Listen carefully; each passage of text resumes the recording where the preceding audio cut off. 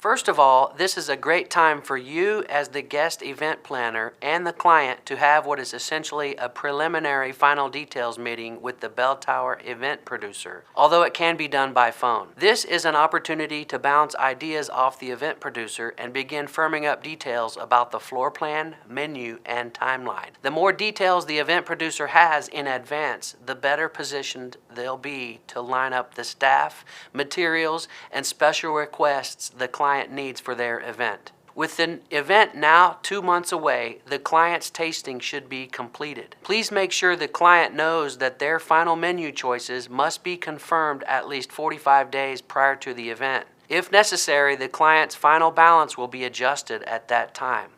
Clearly, that 45-day deadline is pretty close.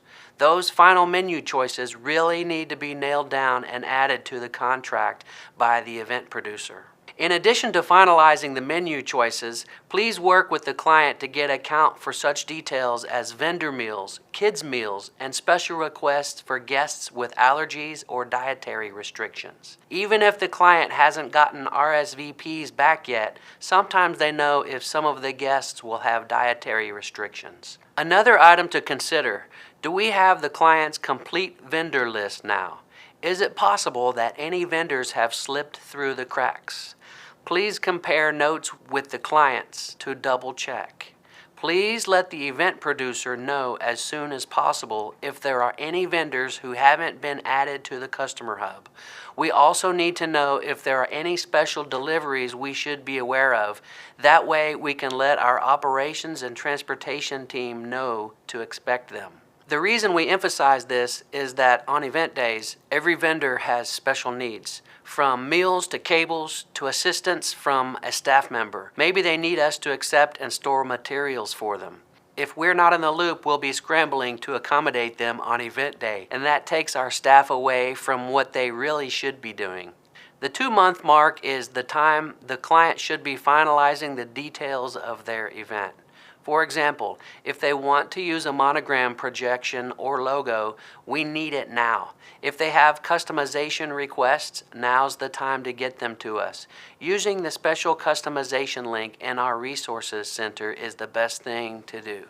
Do they want photo booth overlays, stage covers? All of these selections need to be made now. Also, this is the best time for the client to select their photo booth template and backdrop. And once again, use our special customization link to give us the details.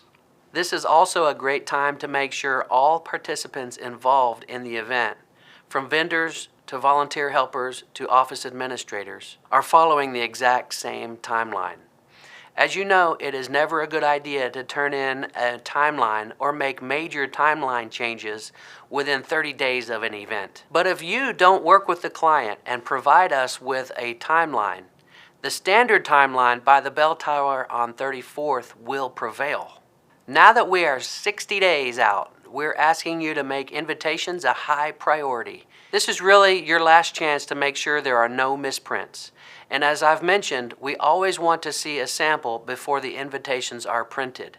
We want to make sure the details on the invitation and menu card line up with what's in our contract. Details such as start times and menu items must match so we can avoid serious problems on event day.